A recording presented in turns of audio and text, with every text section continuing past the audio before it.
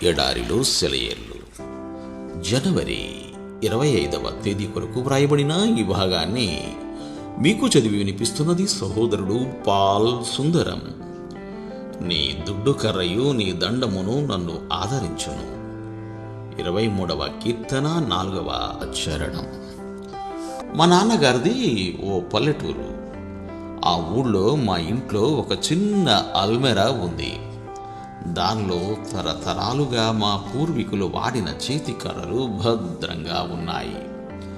సెలవులకి ఆ ఊరు వెళ్ళి ఆ ఇంట్లో ఉంటుంటాము. అక్కడుండేటప్పుడు నేను మా నాన్నగారు అల్మెరా దగ్గరికి వెళ్ళి మాకు నచ్చిన కర్ర పట్టుకుని షికారుకి బయటకు వెళ్ళేవాళ్ళం. ఈ సందర్భాల్లో దుడ్డు కర్ర గురించి వాక్యం నాకు గుర్తుకు వచ్చింది. యుద్ధం జరిగే రోజుల్లో బిక్కుమంటూ ఉన్నప్పుడు, ఎప్పుడు ఏ ప్రమాదం వస్తుందోనని భయపడుతూ ఉన్నప్పుడు ఈ వాక్యం నాకు దుడ్డు కర్రలా ఆదరించేది. చెడు వర్తమానమునకు అతడు భయపడడు, అతని హృదయం దేవుని నమ్ముకుని స్థిరముగా ఉన్నది అనేది. మా కుమారుణ్ణి యుద్ధం పొట్టన పెట్టుకున్నప్పుడు మా హృదయం పగిలిపోయింది. వాక్యంలో మా ఆదరణకి మరో దుడ్డు కర్ర దొరికింది. రాత్రంతయు విలాపముండెను, ఉదయముతో పాటు ఆనందం వచ్చెను అని.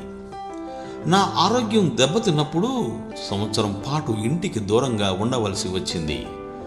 తిరిగి ఇంటికి వెళ్ళి నా పని మొదలు పెట్టవచ్చో లేదో తెలియని పరిస్థితి. నాతో పాటు ఓ దుడ్డు కర్రను తీసుకువెళ్ళాను. అది నన్నెప్పుడూ ఆదరించక మానలేదు. నా పక్షముగా ఆయన చేయు ఆలోచనలు ఆయనకు తెలియను. అవి మేలుకే గాని కీడు చేయనవి కావు. ప్రమాదం లేక అనుమానం అలుపుకున్న సమయంలో సమస్య మానవ జ్ఞానానికి అందకుండా పోయిన వేళలో ఈ దుడ్డు కర్ర సాయంతో ముందుకి సాగిపోవడం నాకు తేలికయ్యింది. ఊరకుండుట యందే వారికి బలము కలదు. అత్యవసర పరిస్థితిలో స్థిమితంగా ఆలోచించడానికి సమయం లేనప్పుడు ఈ దుడ్డు కర్ర ఆదుకునేది. కాబట్టి నేను తొందరపడని నిరీక్షణ గలవాణ్ణి అయ్యాను. మార్టిన్ లూథర్ భార్య ఒకసారి అంది, దేవుడు నా బ్రతుకులో కొన్ని కష్టాలు తీసుకురాకపోయినట్టయితే ఫలానా కీర్తనలో ఫలానా విషయాలు ఉన్నాయని, ఆత్మ ఫలానా రీతిలో పనిచేస్తుందని నాకెప్పటికీ తెలిసేది కాదు. క్రైస్తవుల బాధ్యతలేమిటో ఎప్పటికీ అర్థమయ్యేది కాదు. దేవుని దండం చిన్నపిల్లవాడిని శిక్షించి ఉపాధ్యాయుడి బెత్తం లాంటిది. అది ఆ పిల్లవాడికి అక్షరాలు నేర్పిస్తుంది. దేవుడు అలానే తన దండంతో మామూలు పరిస్థితిలో మనం నేర్చుకోలేని యోగ్యమైన పాఠాలను నేర్పుతాడు.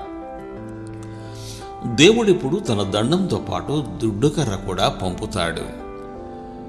నీ పాదరక్షలు ఇనుపవియు ఇత్తడివియు నై ఉండును, నీవు బ్రతుకు దినములలో నీకు విశ్రాంతి కలుగును. ద్వితీయోపదేశకాండము 33వ అధ్యాయము 25వ వచనం. రాతి బండలున్న దారి గుండా పంపేటప్పుడు తప్పకుండా ఇనుప చెప్పులు ఇస్తాడని నిస్సందేహంగా నమ్ముదాం. మనకి సరైన పరికరాలు ఇవ్వకుండా మనల్ని ఏ ప్రయాణానికి పంపడు. దేవుడు మిమ్ము దీవించుగాక. ఆమెన్.